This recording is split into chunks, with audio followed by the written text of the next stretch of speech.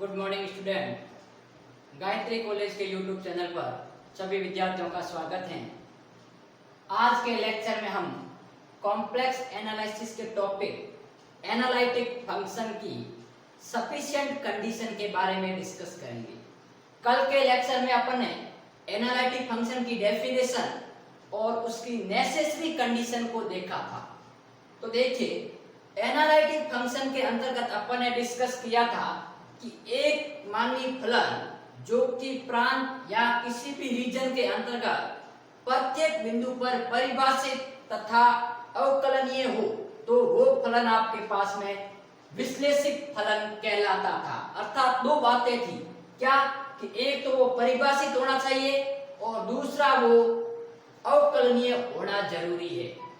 अब देखिए, इसकी नेसेसरी कंडीशन के अंतर्गत अपन ने ये देखा था कि यदि कोई फंक्शन एनालिटिक है तो वो डी के प्रत्येक बिंदु पर कॉची रीमान समीकरण को सेटिस्फाई करता है। ये तो अपन ने कल देखा था।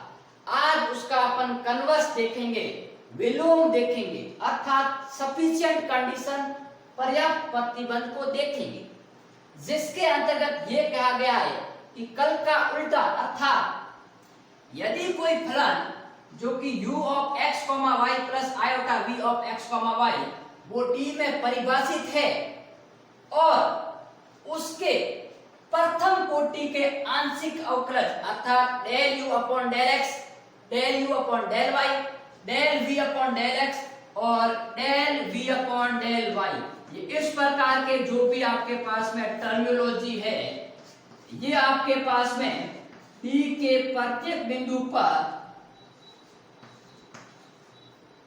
ठीक है, कंटिन्यूअस होना जरूरी है और कॉची रीमान समीकरण को सेटिस्फाई करेंगे।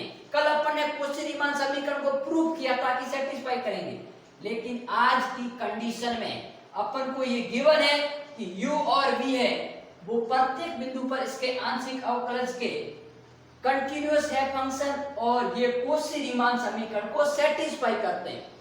तो अपन को ये सिद्ध करना है कि फलन f ऑफ z है वो विश्लेषिक होगा, और विश्लेषिक होगा तो अपन को दो कंडीशन रिक्वायरमेंट होती है। क्या होती है कि यदि कोई फलन विश्लेषिक है तो वो परिभाषित होना चाहिए, लेकिन परिभाषित तो अपने दिया हुआ है कि परिभाषित है, और दूसरी कंडीशन कि वो डिफरेंशिएबल होना जरूरी है।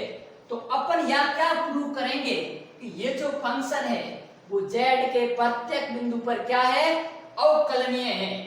ठीक बात। तो ये था अपना स्टेटमेंट जो कि एनालिटिक फंक्शन के लिए सफिशिएंट कंडीशन है।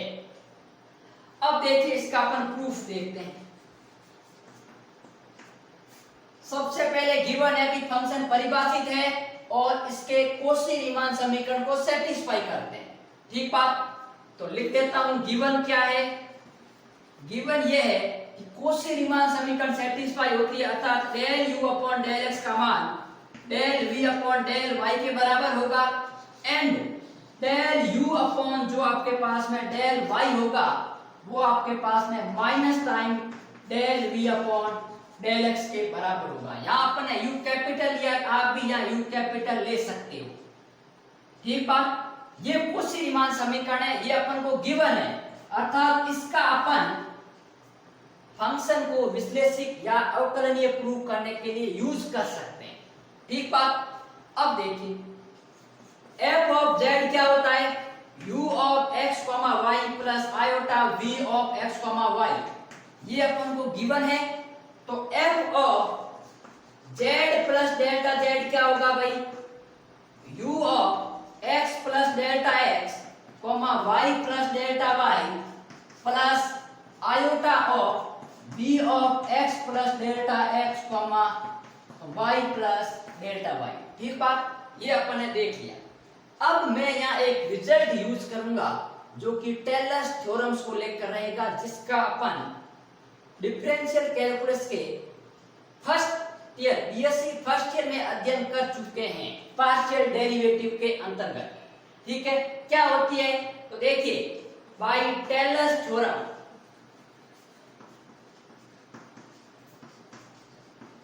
इस इसका स्टेटमेंट ऑफ प्रूफ आपके पास में डिफरेंशियल कैलकुलस के जो कि बीएससी फर्स्ट ईयर का पार्ट है उसके अंतर्गत 5th चैप्टर में दिया गया है। तो देखिए क्या स्टेटमेंट होता है, मैं सीधा लिख रहा हूं f of x plus h comma y plus k। ठीक बात, इसकी जो सीरीज होती है वो ये होती है f of x comma y plus 1 upon 1 factorial into h time del upon del x, ये जो h डिफरेंस है, plus k time del upon del y इसकी पावर 1 इनटू फंक्शन जो ये गिवन है x और y का। ठीक बात, प्लस वापस 1 अपॉन 2 फैक्टोरियल, ये सेम टर्म आएगा h del by del x plus k del by del y, लेकिन इसका क्या आएगा होल स्क्वायर इनटू फंक्शन, और ये आपके पास में चलती रहती है टर्म, ये होती है टेलर्स थ्योरम।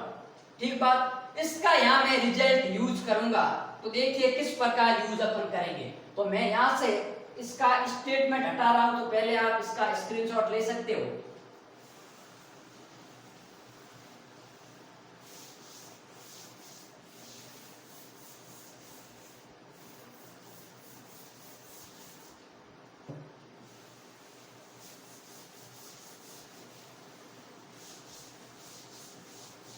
अब देखिए मुझे किसकी रिक्वायरमेंट है, मुझे अवकलनीय प्रूफ करना है, अर्थात f डैश z निकालना है। तो पहले मैं ये निकालूंगा, फिर इसमें से फंक्शन को हटा के डेल्टा z का डिवाइड करूंगा।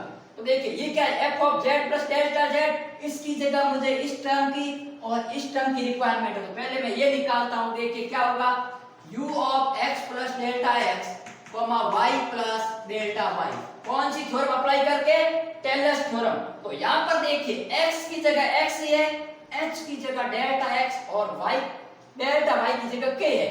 तो देखिए सबसे पहले f ऑफ x y, तो ये हो गया u of x y plus 1 upon 1 factorial, h की जगह डेल्टा x है, तो ये हो गया delta x del by del x plus delta y del by del y into function यहाँ पर u है, ध्यान रहे f की जगह, प्लस 1 अपॉन 2 फैक्टोरियल, यही delta x del by del x plus k into del by del y का whole square into u and so on.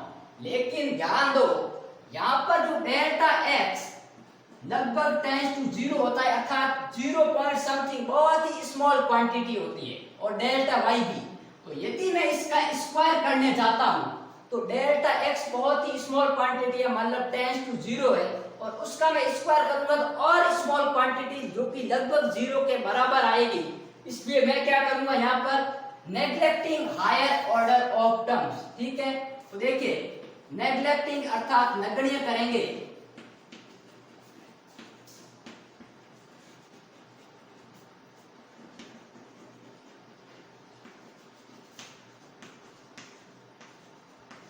ठीक बात। तो इसके कारण मैं इस टर्म को यहां से, इसके बाद में जितने भी टर्म आएंगे सबको नेग्लेक्ट करूंगा।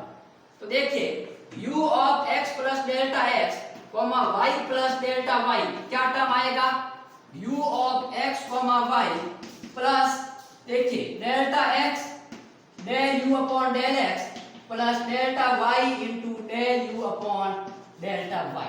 ठीक बात, इसको मैं समीकरण आपके पास में देखिए 1 दे देता हूं। इसी प्रकार मैं v के लिए निकालूं v ऑफ, क्योंकि मुझे इसकी भी रिक्वायरमेंट है, तो v of x plus delta x y plus delta y, तो ये वैल्यू आपके पास में आ जाएगी v of x y plus delta x del v upon del x plus delta y del v upon del y। मैं इसका मान दे देता हूं समीकरण नंबर 2। अब देखिए इसमें मैं रखता हूं f of z plus delta z में, तो क्या आएगा u प्लस आयोटा v, अर्थात ये टर्म प्लस आयोटा ये टर्म मैं इस समीकरण में रख रहा हूं। इसको पहले नाम दे दो आप चाहो तो समीकरण फर्स्ट। ठीक है, तो देखिए समीकरण फर्स्ट में तो क्या वैल्यू आएगी, देखिए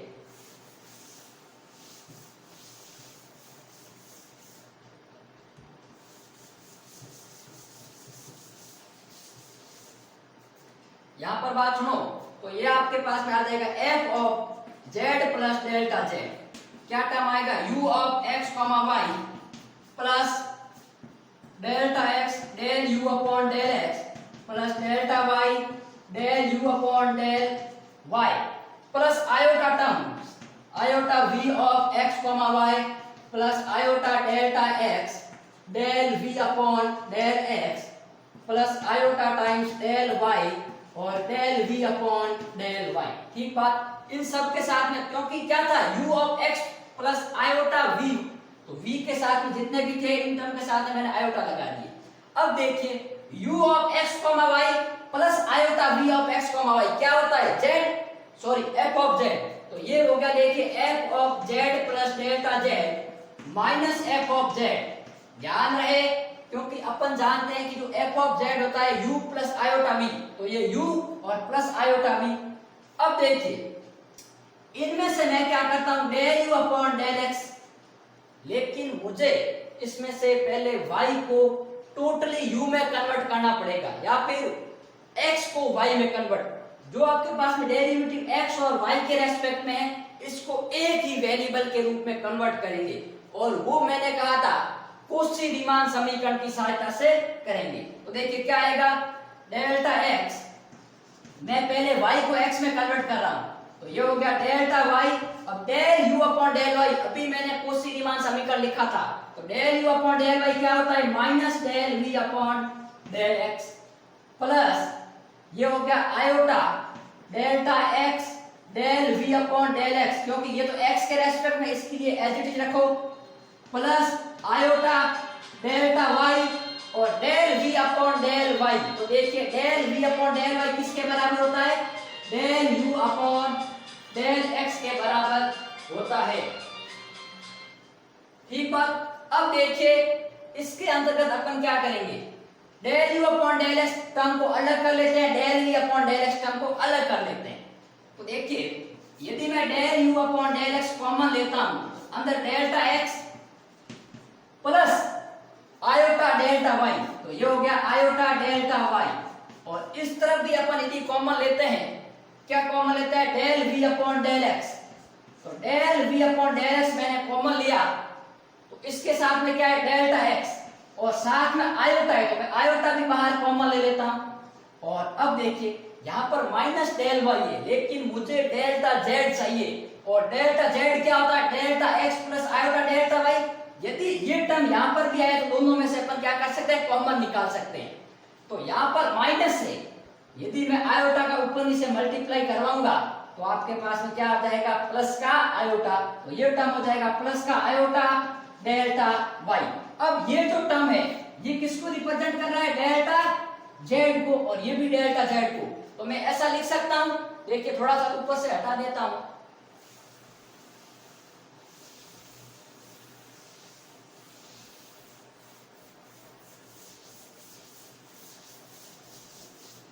अब देखिए इसको अपन लिखते हैं f of z plus delta z minus f of z।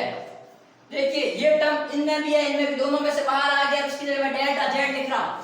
तो ये आपके पास में क्या आ गया, इसके नीचे आ गया डेल्टा z बराबर क्या टर्म रहा, del u upon del x plus iota del v upon del x। इसको मैं समीकरण दे देता हूं, आगे जो भी आपके पास में नंबर हो, 4 हो या 5, ठीक है। ये तो एक बार टर्म आ गया। अब यदि मैं इसी प्रकार ये जो समीकरण है इसमें मैं इस x वाले टर्म को y में कन्वर्ट कर देता हूं और फिर कोशी रीमान समीकरण यूज करूंगा, ये काम आपको करना है। मैंने क्या किया था, जो भी y का डेरिवेटिव था उसको x में कन्वर्ट किया कोशी रीमान समीकरण की सहायता से। अब आप क्या करोगे, इस y वाले को क्या करोगे, जो भी x है x को y में कन्वर्ट करेंगे। तो देखिए x को y में यदि अपन कन्वर्ट करते हैं तो क्या टर्म आता है, इसको मैं 4 दे दिया और ये आपके पास में f of z plus delta z minus f of z। तो उसका जो रिजल्ट आएगा वो रिजल्ट यही आएगा आपके पास में। तो del u upon del x plus iota del v upon del x। लेकिन एक बात ध्यान रखें, आप कहोगे कि सर इसमें आपने x को y में कन्वर्ट किया था, तो यहाँ पर आपने x क्यों लिखा है? क्योंकि जब मैं आपके पास में ये टर्म दोनों में से बाहर निकाल के यहाँ लेके आऊंगा तो वापस वो term del u upon del y और del v upon del y में रहेगा, लेकिन वापस कॉची रीमान समीकरण की सहायता से मैं इसकी जगह ये पुट कर दूंगा। तो देखिए समीकरण 4 और 5 आपके पास में क्या है, एग्जैक्ट इक्वल है। तो यदि मैं यहाँ लिमिट लगाता हूँ डेल्टा z टेंड्स टू 0, क्योंकि ये लिमिट ही तो है, क्योंकि अपन ने डेल्टा z जब टेंड्स टू 0 किया था तभी तो डेल्टा x की पावर ये लगभग 0 माना था, ठीक बात। तो अब देखिए यदि मैं इन दोनों की तरफ लिमिट लगाता हूँ तो देखिए limit of delta z tends to 0 और ये आपके पास में वैल्यू आ जाएगी f of z plus delta z minus f of z upon delta z, जो कि आपके पास में क्या है f डैश z, और इनकी दोनों की वैल्यू सेम आ गई, अर्थात f डैश z क्या आ गया, यूनिक आ गया। और यदि आपके पास में f डैश z यूनिक आता है तो अपन क्या कह सकते हैं कि फंक्शन क्या है, अवकलनीय है, अर्थात therefore function f of z is differentiable. और यदि फंक्शन डिफरेंशिएबल है implies that function is analytic, क्या है आपके पास में, विश्लेषिक है। यदि आपके पास में डिफरेंशिएबल है और अपने स्टेटमेंट में कहा गया था परिभाषित है, तो फंक्शन यदि कोई डिफरेंशिएबल और परिभाषित होता है तो उस केस में फंक्शन एनालिटिक भी होता है। तो ये था आपके पास में किसी भी फंक्शन के विश्लेषिक होने के लिए सफिशिएंट कंडीशन या पर्याप्त प्रतिबंध।